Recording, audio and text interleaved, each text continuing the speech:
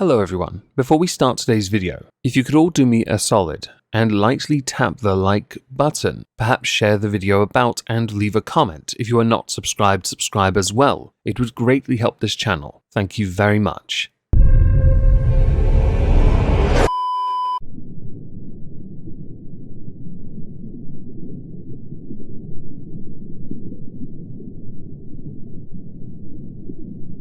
Well, isn't this just fantastic? Captain's Log, Subdates 220623.4. We've put some spike traps on the seabed and will patiently wait for the blubber loads to simply move one step starboard. The moment their toes so much as graze the spike trap, 1.21 gigawatts of electricity shall drop them. Mwahahaha. Hello everyone, welcome to the exhibition of stupid people. Today we're going to start with Mrs. Emma Wright, an art teacher who taught at Huxlow Science College in Northamptonshire. For the story we're now going to go through, I want to now refresh your memory about something else we've covered, but it wasn't on this channel. It was on the Omegon 2 Electric Boogaloo channel. On that channel I discussed a pansexual Florida teacher. Why does pansexuality have to factor? Because it factored in this particular teacher's lessons. Was the teacher giving a lesson on sex education? No, actually.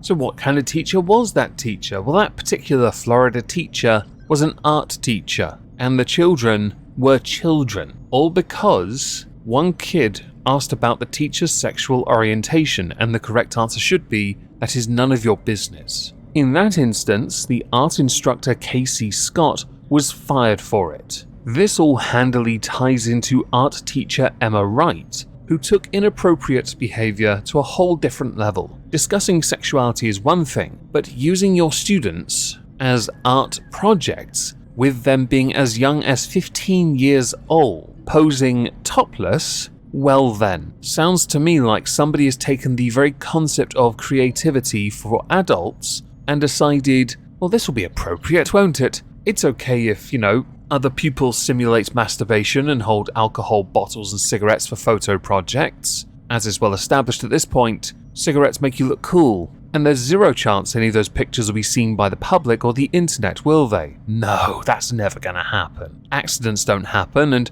then again, this kind of stuff should never even happen in the first place, should it? But don't worry everyone, I'm sure Emma Wright had a good reason. Not that it matters, because as a consequence for this, Emma Wright has been banned from teaching indefinitely, with the Teaching Regulation Agency, TRA, ruling that the class had broken safeguarding rules, also recommending that Emma Wright be struck off, and rightly so. How did Emma Wright get busted though? In 2018, she was reported to the TRA after the portfolio of teenagers' work was found by the school's head of art and design. At the time, Emma Wright was considered an experienced teacher of good character, and that she was introducing the pupils to a new artist who created suggestive pictures. However, she went on to insist that she told the students this did not mean they should create similar work, and that she did not consider the artist's work to be sexual in nature, but she did accept, with hindsight of course, she should have told the pupils their photographs were not appropriate. They weren't. But then again, nor was keeping a portfolio of teenagers' work with that kind of content in it. The word noncery comes to mind. I wonder why. With Emma Wright's ban being indefinite, she cannot apply for a review of the ban until 2024. So I would like Mrs. Emma Wright to now take the opportunity and simply repeat the following phrase. Would you like fries with that? It will serve you well going forward in your future career. By the way, you done goofed up when on the .gov website, where usually legislation and such is posted, there's an entire prohibition order document. It's 18 pages long on you, Mrs. Emma Wright. You colossal thunder cunt. Hindsight, now, does not justify your actions then, because then you were okay with it. Safeguarding rules exist for a reason, and you ignored the safeguarding rules because it's artistic. No, it's not. It's window shopping for nonces. You should be ashamed of yourself. You owe the students a full, unconditional apology, and you should never be allowed to teach ever again. So next I would like to talk about YouTube as a whole. Everyone in every community at the moment is suffering in some way. Diminished views? Sure. Interaction? Yes, definitely. It's why at the start of all my videos now you get a like, share, subscribe audio bit, because I'm trying to drive up engagement, which in turn does help the channel. It really does, by the way. Thank you to everyone that has done that so far. YouTube goes through a regular cycle. You rise up, you plateau, you come down again. Now if you're lucky, you can bounce back quick enough by either adapting, evolving, improving, or by rather smartly creating another area for you to be and trying to grow again, because there is a risk that your channel can be shadow banned. Some consider it a conspiracy. Sure, think what you like, my analytics would tell me otherwise though. I don't look at analytics very often, but when one of my mods said, "What do your audience look at?" I looked at mine, and mine had nothing, which was very strange because when I switched accounts to my other channels, they all had answers, but not my main one. That was interesting. Very interesting. Feedback, of course, sent to YouTube and nothing heard at time of recording. Not that I expect any. When do they ever help the creator, right? With any loss in, let's say, viewership, we creators have to find ways to try not to lose our job. Because this is my job, by the way. I love my job. I will never quit my job. There are pressures that make me sometimes question it, of course. But this is a decision I have made and I'm not going to turn my back on it. So I created a second channel, and it has helped me immensely, in fact. 3,000 subscribers, big win for me I think, especially as we here on this channel try to rebuild here as well. I love a good challenge. Because of it being our job, we rely on monetization. If we're not monetized, we get buried. That is inevitable. If you use the wrong tags, you get buried, i.e., certain people you can't be seen talking about because if you talk about them, you will be buried. As a video and as a channel, you will stagnate and you will eventually lose your audience. An important aspect of being monetized means that if you are a live streamer, you can get super chats, memberships,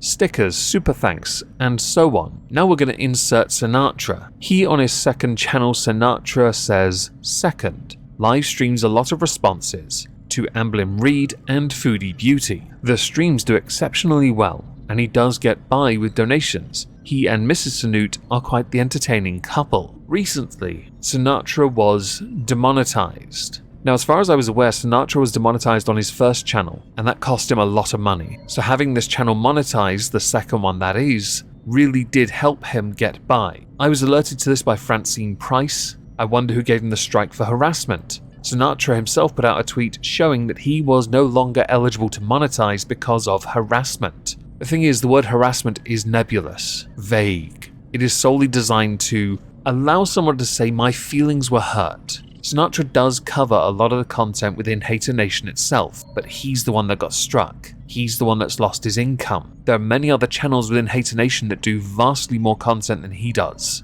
Daily, in fact. And they are safe. He, by the standard set of Hater Nation, all of whom are cretins, he puts in the effort. Hell, a clip channel is better than Hater Nation as a whole, because at least then I don't have to listen to their voices. It has at time of recording been 6 days since Sinatra was demonetized and YouTube have yet to give him an update, which doesn't surprise me in the slightest. The added burden is this week is payday for all creators. For some odd reason I have not yet, and I'm quite salty about it, as I had plans. But Sinatra being demonetized means he's in limbo. To the cretin, and you know who you are, that did this, you suck. Because as a creator, you know better, especially as you've already been terminated for severe violations of the nudity policy to get your channel back and continue flashing your fupa. The same person who has reported many channels for inappropriate behavior, yet you unironically, continually show off parts of your anatomy that no one needs to see, promoting your only fupa on a semi-regular basis.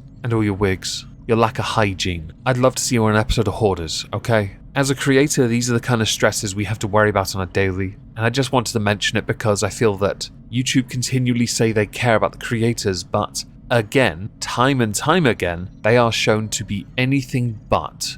To our final story, we're going to talk about Johnny Depp.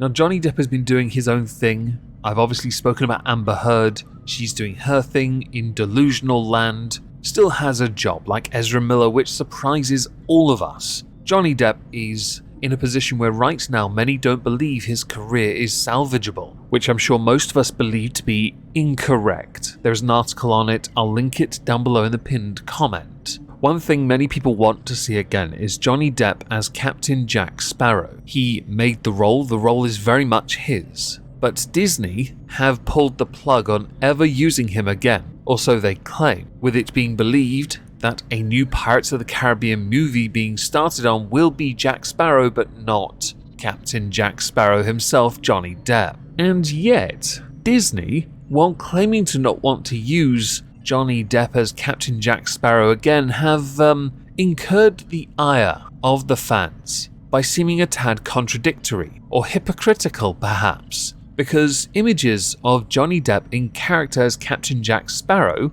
are still being projected onto the castle at Disneyland Paris. Fans have slammed Disney for using his image after they had unceremoniously dumped him in 2018 when Amber Heard had made her defamatory claims. The images themselves appeared over the weekend as part of a fireworks and pyrotechnic night show called Disney Illuminations that has been airing nightly for 5 years. But just to add one more thing that needs to be said, Johnny Depp had confirmed that nothing on this earth, not even $300 million and a million alpacas, could get him to go back to work with Disney on a Pirates of the Caribbean film. During the defamation trial, Johnny Depp did point out that while Disney did not want to work with him because the Me Too movement was in full swing at the moment of the allegations, they didn't remove his character from the rights. They didn't stop selling dolls of Captain Jack Sparrow. In fact, they didn't stop selling anything with his likeness on it. They were quite happy to continue cashing in that aspect, which does seem a tad strange, to continue using his face, or using his likeness, when you were so quick, 4 days by the way after the allegations were made, to pounce on and remove him from the franchise entirely. And while many do accept that this franchise as a whole was suffering anyway and it was unlikely a 6 was going to happen, if they did one now, it would absolutely, even if the story sucked, smash it in the box office. But only if Johnny Depp is Captain Jack Sparrow. Disney would have to apologize to him first, and that is unlikely. I really hope more and more of their movies suffer anyway, because they're regurgitating so much crap at the moment, because they think the more they pump out, the more we want to watch. They've never heard of less is more, have they? How's Lightyear doing anyway?